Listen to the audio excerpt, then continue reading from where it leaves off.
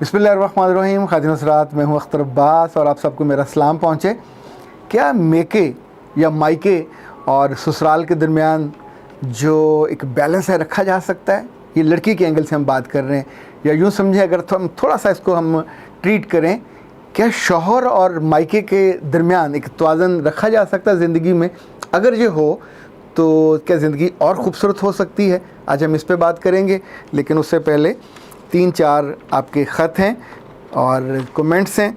Like अमारा कंवल ने लिखा कि सर मैं हैरान हूँ कि आपकी हर वीडियो किसी न किसी इशू को, किसी न किसी सिचुएशन को रहनुमाई लिए हुई होती है, और ये मेरे लिए खुशी का बायस भी होता है और हैरत का बायस भी। हबीबा ने लिखा है, हबीबा रानी, सर आप शाद रहें, आबाद रहें, अल्लाह की रहमतों और उसके साये में रहें, चूँकि आप खुलूस और फ़हम के साथ हमको रहनुमाई देते रहते हैं। बहुत शुक्रिया। और सलीम मलिक ने तवज्जो दिलाई है कि शादी के बाद बहन भाइयों की निस्बत अपने बीवी बच्चों को तरजीह अव्वल देना तो ठीक है, लेकिन आपने फरमाया कि माँ बाप तो कुछ ना कुछ कर ही रहे होंगे, इसके बावजूद बेटे की आमदन में सारा हक़ वालिद का है। यहाँ हज़रत सल्लल्लाहु अलैहि वसल्लम की एक हदीस का हवाला है। जी बिल्कुल सही है, मैंने एक पूरे क्लिप में इसी पे बात की थी। मेरा ख्याल है ये थोड़ी मिसअंडरस्टैंडिंग हुई, वरना जो रेफरेंस था, तरजीह थी, वो आप माँ बाप को तवाज़ुन में नहीं ला सकते, वो तो अलग चीज़ है। हम तो बहन भाइयों का मुकाबला कर रहे थे कि उन पे जब आप ज़्यादा देते हैं तो फिर अपने बच्चों का और अपनी बीवी का जो इस्तेहकाक है वो ख़राब होता है। खातिन हज़रात, बहुत सारे घरों में लोगों की ये शिकायत है कि बेटियों के घरों की बर्बादी की वजह ना लड़के हैं, ना सास, ना ससुरी, ससुरी मतलब सास, और ना ससुर साहब हैं, और ये ना नंद। लेकिन जो ख़राबी है, इसका कीड़ा, पुर्जा, बुनियाद, वजह, वो सारी की सारी ख़ास तौर पे उन लड़की के घर वालों के अंदर होती है जिनकी ज़िंदगी में क्यूरोसिटी नहीं जाती। 3-4 चीज़ें ऐसी हैं जो लड़की वाले जब बहुत ज़्यादा करते हैं, ये जो बहुत आसूदा हाल हैं वो करते हैं, जिनकी माएँ बहुत पढ़ी लिखी हैं वो करते हैं, जिनकी माएँ बहुत आला अफसर हैं वो करते हैं, जिनकी माओं ने गुर्बत से अपर क्लास में कदम रखा है वो करते हैं। इनकी क्यूरोसिटी नहीं जाती तुम्हारे घर में क्या हो रहा है, क्या पका, क्या खाया, कब सोए, कैसे सोए। उन्हें एक एक चीज़ की तफसील चाहिए। कौन आया था, किसको क्या तोहफ़ा दिया था, तुम्हारा मियाँ तुमको कहाँ लेके गया था, किस होटल पे खाना खाया, क्या खाया, कितना बिल आया, क्या तुमने दिया। हालांकि तुमने कभी बिल नहीं देना होता, पर पूछना ज़रूर होता है। सैर करने गए तो कहाँ गए, जहाज़ पे गए, ट्रेन पे गए, अपनी गाड़ी पे गए, मोटरसाइकिल पे गए, बाबा जिस पे भी गए। अब उसकी जो इतनी तफसील पूछोगे, उन्हें ये भी होता है कि उस घर की पल पल की ख़बर आपको मिले। जब आप बीवी को बीवी बनने नहीं देते, वो आपके घर में 25 साल रही, 30 साल रही, जितना शौक़ था आपको उससे मोहब्बत का तो कर लेते ना बाबा। आपने उसको जितनी ग्रूमिंग करनी थी कर लेते, जितना उसको अकल सिखानी थी सिखा लेते। आपको लगता है वो अहमक है, वो बेवकूफ़ है, वो 25-26 से लेकर 30 साल तक की होने के बावजूद वहाँ जाके अपने मियाँ को हैंडल नहीं कर सकती, और वहाँ जाके अपनी सास को, ससुर को, नंद को या मेहमानों को हैंडल नहीं कर सकती, खाना नहीं पका सकती, घर साफ़ नहीं कर सकती। आपको हर बात में वहाँ क्यों झांकना होता है? याद रखिएगा, किसी की प्राइवेसी में आप ऐसे करके देखोगे तो अगले को इरिटेशन नहीं होगी, नफ़रत हो जाएगी, गुस्सा आएगा। अपनी बेटियों को मोहब्बत का इजहार करना है तो ज़रूर करें, पर जब वो आपके पास आएँ तो उन्हें मत रोज़ बुलाइए, उन्हें मत हफ्ते बाद बुलाइए।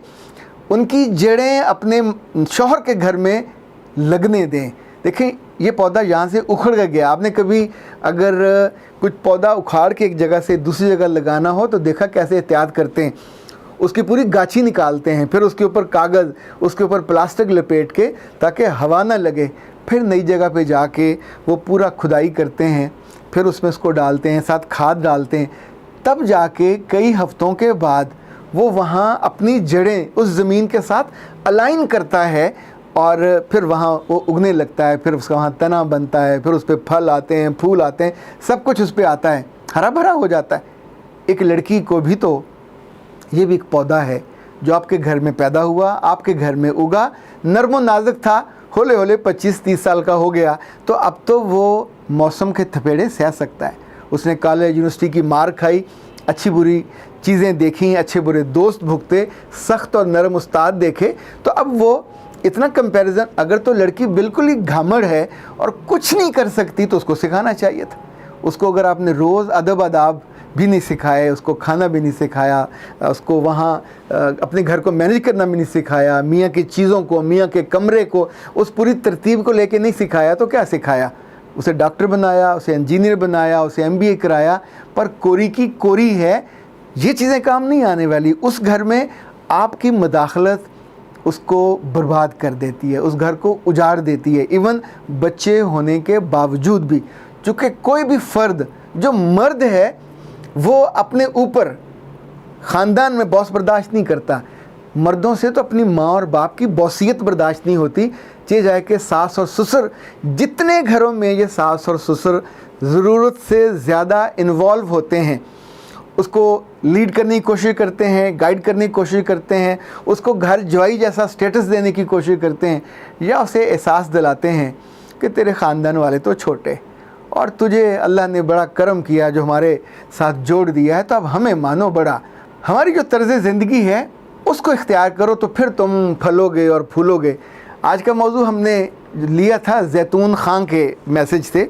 जैतून खान ने लिखा था कि मेरे घर वाले हमेशा नाराज़ रहते हैं कि तुम शौहर की साइड पे रहती हो, मायके को तरजीह नहीं देती, मुझे समझ नहीं आता मैं इनको कैसे बैलेंस करूं।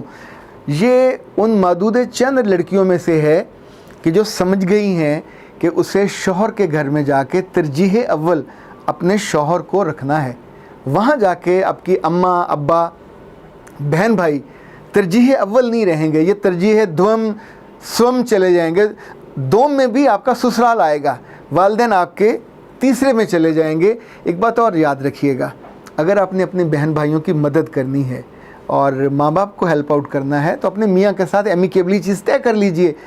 अच्छे मियाँ कभी आपको मना नहीं करेंगे कि आपके जो जॉब करते हो, कमाते हो, उसमें एक हिस्सा आपके वालिदैन के लिए, या माँ अकेली है उसके लिए, या वालिद साहब अकेले हैं उनके लिए। ये रहमत है, ये करम है, वो मियाँ इस रहमत से कभी नहीं भागेगा। मैं नॉर्मल और डिसेंट मर्दों की बात कर रहा हूँ, कोई एक आध बदतमीज़ हो तो उसकी हम बात नहीं कर रहे। नॉर्मल मर्द अपने बीवी के माँ बाप को या बहन भाइयों को ऑफ एंड ऑन जब भी मौका मिलता है हेल्प आउट तो करते हैं। उनकी शादियों पे, उनके तकरीबात पे, जहाँ मौका मिले कि थोड़ी कमज़ोरी है माली या समाजी, तो हमेशा उनको हेल्प आउट किया जाता है। खातिन हज़रात, मायके वाले अगर बहुत डिमांडिंग हो तो ये भी ठीक नहीं है, ये भी बहुत नुकसानदेह बात है। मायके वाले अगर बहुत टो लगाने वाले हैं तो ये भी नुकसानदेह है और गलत है। मायके वाले अगर हर फैसले पे असरअंदाज होने वाले हैं तो ये भी गलत है, क्योंकि लड़का इनका दामाद बनने से पहले भी ज़िंदगी के फ़ैसले करता था। उसने पढ़ाई मुकम्मल की, उसने जॉब मुकम्मल की, तो ही नोज़ के ज़िंदगी को कैसे आगे लेके चलना है। एक और बात, दामाद कभी रिमोट कंट्रोल से नहीं चल सकता।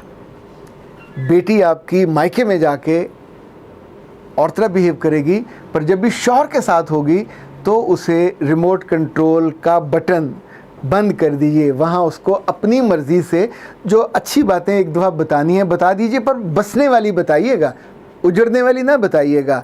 उस रिश्ते को ख्वार करने वाली, तोड़ने वाली, उसको डिसग्रेस करने वाली कोई बात उसको ना बताइएगा। और ना कभी अपनी बेटी के सामने दामाद को तू करके और वो करके उसने ये किया। अगर माँ और बाप अपने दामाद का ज़िक्र मोहब्बत से करेंगे तो बेटी के दिल में भी वही एहतराम, वही रिगार्ड आगे जाएगा और वही जड़ें पाएगा। याद रखिएगा, जब आप मियाँ के सामने कुछ कर रहे होते हैं और अपने घर में आके अपनी बेटी के साथ उसको डिसग्रेस कर रहे होते हैं या उसका कद छोटा कर रहे होते हैं, तो इनफैक्ट आप अपनी बेटी के ख़ानदान की जड़ें काट रहे होते हैं, क्योंकि ऐसे दिल में फिर मियाँ की मोहब्बत नहीं बाकी बचती।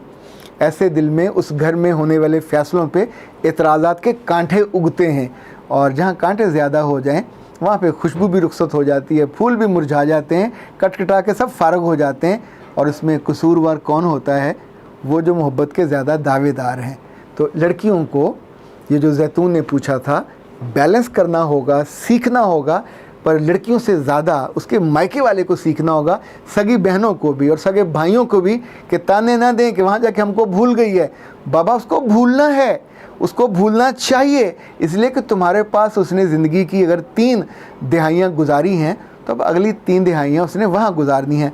आपके पास जब भी आएगी कुछ दिनों की मेहमान बन के आएगी, तो मेहमान के साथ अच्छा वक्त गुजारिए, खुशी के साथ खुशगपियाँ कीजिए, पर बराह करम टो लगा के, सींध लगा के उसके ताल्लुकात को, उसके एहतराम को, उसके दिल में मोहब्बत को, चूँकि जिस मोहब्बत को उसने चखा है, जिस मोहब्बत को उसने जाना है, मियाँ सांवला हो, छोटा हो, मोटा हो, कम तनख्वाह वाला हो, अगर वो शी इज़ कंफर्टेबल देयर तो फिर उसको कंफर्टेबल रहने दीजिए, फिर उसकी ज़िंदगी को डिसकम्फर्ट के लेवल पे ले जा के ख्वार मत कीजिए। अख्तर अब्बास को इजाज़त दीजिए। अस्सलाम वालेकुम।